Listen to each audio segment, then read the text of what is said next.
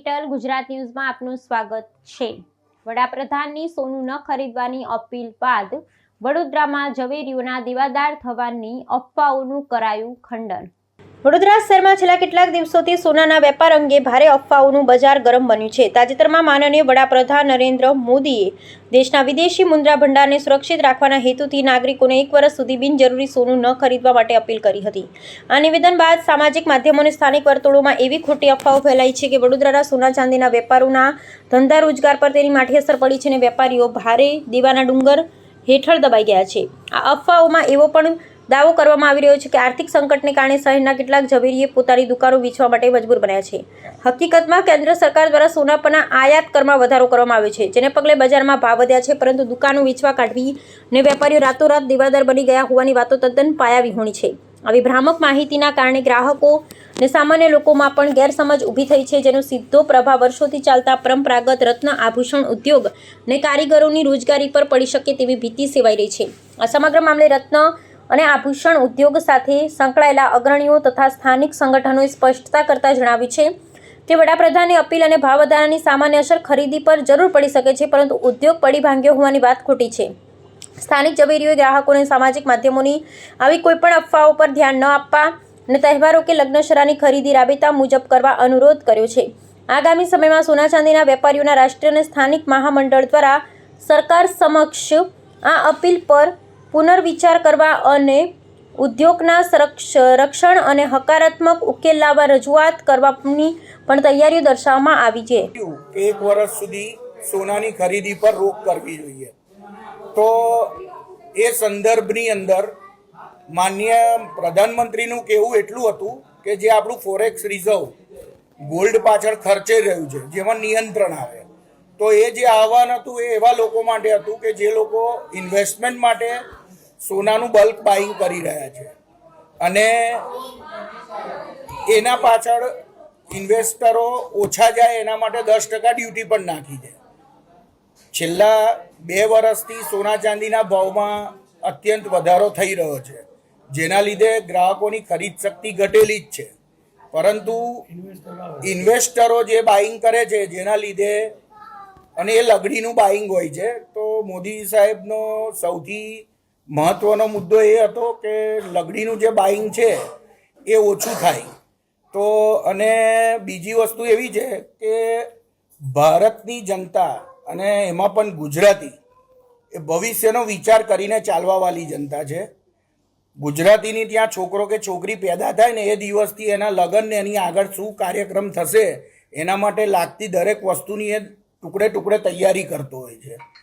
હાલ કેટલા ટાઈમથી અમે જોઈએ છે કે ભાવ વધ્યા પછી જે લોકો નવું સોનું ખરીદી શકવાની તાકાત નથી ધરાવતા, પણ એમને જે ભૂતકાળમાં પ્લાનિંગ કરેલું છે 1 ગ્રામ 2 ગ્રામ 5 ગ્રામ 10 ગ્રામ સોનું લઈને, એ સોનામાંથી એમના પુત્ર કે પુત્રી માટે લગ્ન નિમિત્તે કે ગમે તે પ્રસંગ નિમિત્તે દાગીના ઘડાવે છે। એવું જરૂરી નથી કે જ્વેલર્સની દુકાનમાં આવે એટલે નવા જ દાગીના ખરીદે છે, એ એમના સોનામાંથી કે જૂના દાગીના આપીને પણ નવા દાગીના ઘડાવે છે, અને જે જૂના દાગીના આપી કે લગડી આપીને ઘડાવે છે એનાથી કોઈ ફોરેક્સ રિઝર્વને પ્રોબ્લેમ થાય એવો છે નહીં। બીજી વસ્તુ એવી છે કે જે અફવા ફેલાઈ છે કે ભાઈ સોના ચાંદીના વેપારીઓએ શોરૂમ વેચવા કાઢ્યા છે, સોના ચાંદીના વેપારીઓ દેવાળિયા થઈ ગયા છે, આ વિશે મારે વિશેષ કહેવું છે કે જ્યારે કોવિડના ટાઈમે 18 મહિનાનો સમય એવો હતો કે જે સમયે સંપૂર્ણ કાં તો અંશતઃ લોકડાઉન હતું અને એ સમયે લોકો પાસે અનાજ લેવાના પૈસા નહોતા। એ સમયે મોદી સાહેબના કીધા વગર સ્વયંભૂ લોકોની તાકાત નહોતી કે સોનું કે ચાંદી ખરીદી શકે। એવા સમયે જ્યારે આ સોની મહાજનો, ચોકસી મહાજનો છે, એમના ધંધા પર અસર થઈ હતી, તે છતાં એમને એમની માનવતા દાખવી અને તન મન અને ધનથી દરેક જગ્યાએ જનસેવામાં ઊભા રહ્યા છે અને દરેક જગ્યાએ જ્યાં જ્યાં જે વસ્તુની જરૂરિયાત હતી ત્યાં ગાડી આ સોની મહાજનોએ મદદ કરેલી છે। તો અત્યારે જે સમય છે આ વાતને મોદી સાહેબના કીધે આજે મહિનો પણ નથી થયો અને એવી કોઈ ઇફેક્ટ નથી। ગરાકીમાં ઇફેક્ટ શેના લીધે છે? 10% ડ્યુટી વધવાથી એક જ રાતની અંદર જે 15 થી 20 હજાર ભાવ વધ્યો છે, જેના લીધે બાયર્સની અંદર હાવ પેદા થયો છે કે એક સામટો ભાવ વધી ગયો તો અમારું બજેટ ખોરવાઈ ગયું છે। એટલે કોઈ ચોકસી મહાજનને એવી તકલીફ નથી કે 1 વર્ષ સુધી જો ઇન્વેસ્ટરો ના આવે તો એમને શોરૂમ વેચવા પડે કે દિવાળિયા થઈ જાય.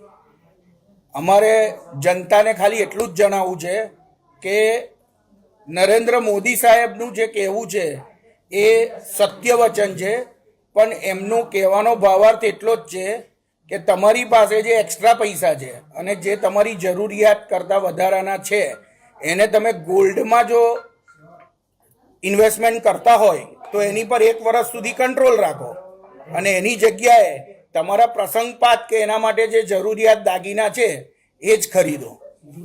અને જૂના જે તમારા દાગીના છે કે લગડી છે એમાંથી તમે બનાવો. નવું ગોલ્ડ આપણે ઇમ્પોર્ટ ના કરવું પડે એવી શક્યતાઓ ઊભી થાય એના માટે મોદી સાહેબે આહવાન કર્યું છે.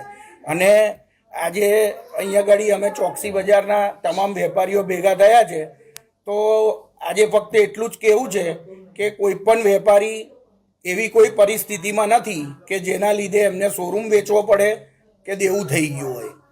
હા, અમારા બજારમાં સોના ચાંદીના બજારની અંદર સોના ચાંદીના ધંધા જોડે સંકળાયેલ કોઈ પણ વ્યક્તિ મિનિમમ કેટલા એના ઘર ખર્ચ અને એના નિભાવ જેટલા ખર્ચના રૂપિયા કમાઈને જાય એવો આ એમજી રોડ ને ગેન્ડીગેટ રોડ છે, જે વડોદરા શહેરનું નાક છે.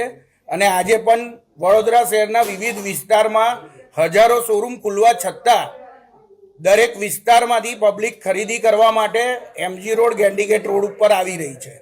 એટલે એવી કોઈ માહિતી તમારી પાસે હોય જે અફવા ફેલાવવામાં આવી છે કે નવું શોરૂમ વેચવાના છે, બરાબર છે, તો એ માહિતી અમારી સુધી પહોંચાડો અને આ ખોટી જે અફવા ફેલાઈ છે એની સામે કાયદેસરના પગલાં લેવામાં આવે એવી અમારી વિનંતી છે. મિત્તલ ગિયા.